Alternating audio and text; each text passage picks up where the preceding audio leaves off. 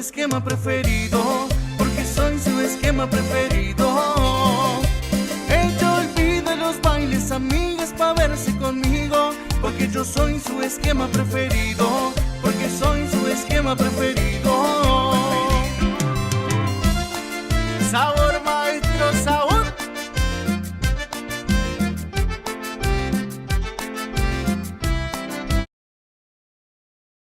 En este video vamos a ver qué es un esquema y cómo armarlo y los distintos tipos de esquemas que hay. El esquema es una representación gráfica de un texto original. No va a estar escrito con frases completas ni con párrafos, sino que va a estar hecho con elementos gráficos. Va a tener frases cortas, vamos a utilizar flechas, corchetes, imágenes, podemos utilizar figuras geométricas, etc.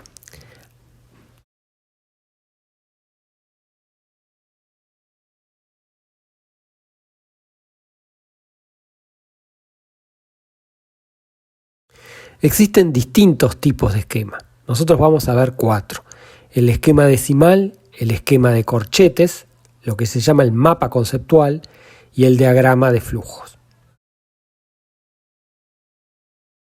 El esquema decimal es el esquema que normalmente se utiliza en los índices, pero también lo podemos utilizar para resumir un texto. Por ejemplo, en este caso estoy resumiendo un texto de Maya Brenner que se llama Brecha de Género en Orientaciones de Bachillerato, caso de Uruguay, y que vamos a ver en el curso.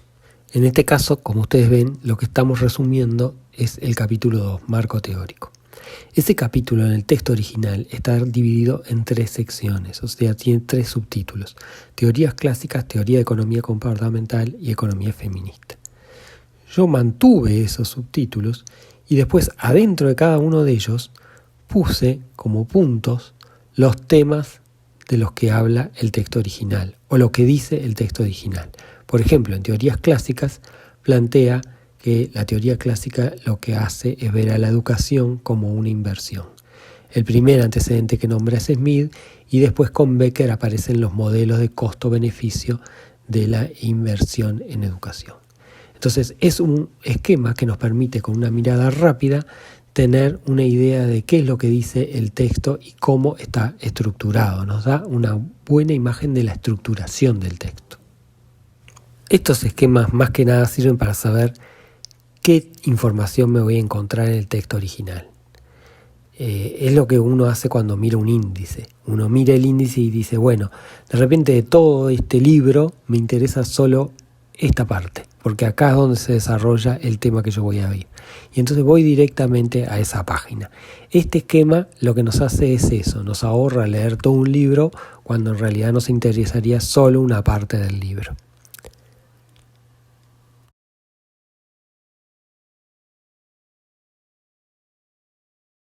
El esquema de corchetes es muy parecido al anterior, lo único que tiene gráficamente una diferencia, y es que en lugar de ser puntos sucesivos en una lista, se arman en función de corchetes.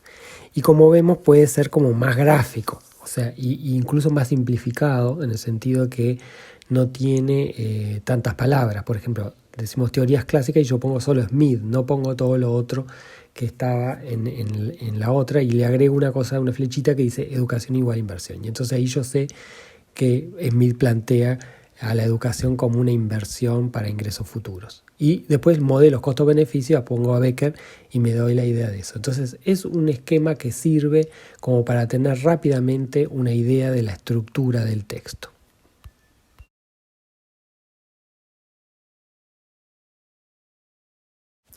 El esquema de mapa conceptual es distinto a los otros que vimos. En este caso sí hay que hacerlo en forma totalmente gráfica y lo mejor es hacerlo en forma manuscrita. Es un esquema que lo que trata de reflejar no es tanto la estructura del texto, sino el argumento, o sea, los conceptos que maneja el argumento principal y cómo se relacionan lógicamente entre ellos. Es un esquema que puede llevarme a entender el razonamiento a través del cual se llega a una conclusión. Este tipo de esquema es muy útil porque nos permite, por un lado, entender mejor. O sea, es una forma de lograr una lectura más profunda de un texto y de poder hacer un análisis crítico en mejores condiciones que sin armar el texto. Eso es cuando uno está leyendo. Cuando uno escribe también, no solo cuando uno escribe un resumen, sino antes de empezar a escribir un texto, es bueno armarse el esquema conceptual del argumento del texto y después escribir con eso a la vista y no ponerse a escribir directamente sin tener el esquema, porque entonces ahí corremos el riesgo de perdernos lógicamente y escribir un argumento que no se entiende o que está directamente mal armado. Esto es un ejemplo, ustedes pueden hacerlo de distintas formas. En este ejemplo, lo que hice fue colocar en el centro la pregunta principal que intenta responder ese capítulo que estoy resumiendo. O sea, ¿cómo se explica la decisión de los agentes en cuanto a educación? ¿Por qué hay gente que decide invertir en estudiar y otros que no? Y después aparecen 3 flechas donde aparecen las 3 teorías o visiones que me aportan ideas para responder esa pregunta. La primera es la idea de la educación como inversión, que es la idea que plantea Smith y que después plantea Gary Becker, donde las personas invierten en función de los costos que le implica educarse, las habilidades que trae la persona, lo que hace que sea más fácil o más difícil, y después los ingresos futuros que piensa ganar en caso de invertir en esa educación. Después hay otra visión que dice, bueno, no siempre es así porque no siempre actuamos en forma racional, y ahí aparecen los autores de la teoría comportamental. Y después una tercera visión que dice, bueno, pero además existen también estereotipos de género que puede ser que una persona decida estudiar una cosa u otra en función de esos estereotipos de género que pueden ser positivos o negativos. Entonces, de esta forma el esquema nos da una idea general, ya no de la estructura, sino del contenido, del razonamiento, del argumento de ese texto. Son esquemas muy útiles para leer y entender y para escribir. Previo a la escritura es necesario hacer esto y previo a la realización de un resumen es necesario hacer este tipo de esquema. El esquema del cronograma es distinto a los otros anteriores. Lo que hace es ordenar las ideas, los argumentos, los fenómenos planteados en el texto original en forma cronológica. Por ejemplo, en este caso, que lo que estábamos hablando era de aportes teóricos que podían ayudar a responder una pregunta, lo que hacemos es ordenarlas por fecha, a medida que van apareciendo esos aportes. Esto nos sirve porque nos permite entender la lógica histórica de cómo se van dando los aportes.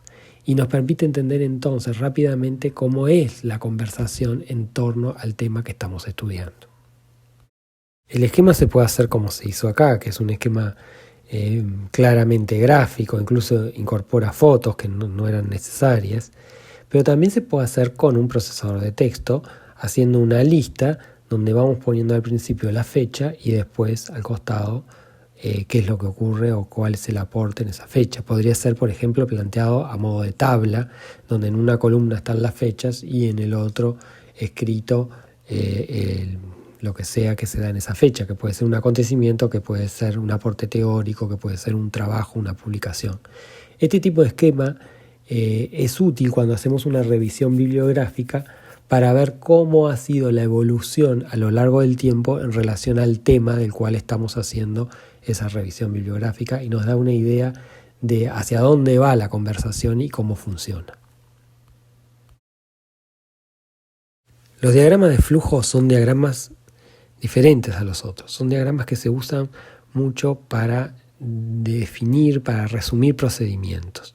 Entonces tiene distintos símbolos, por ejemplo, los circulitos quiere decir arranca el procedimiento, se inicia, los cuadraditos implican etapas en ese procedimiento y los rombos son cuando hay una disyuntiva, una pregunta que se puede responder con sí o con no. Acá, por ejemplo, una persona recibe una solicitud de compra, la controla, se pregunta si tiene todos los datos necesarios, en caso de tenerlos se pregunta si hay stock y si resulta que sí hay en stock, entonces anula la compra.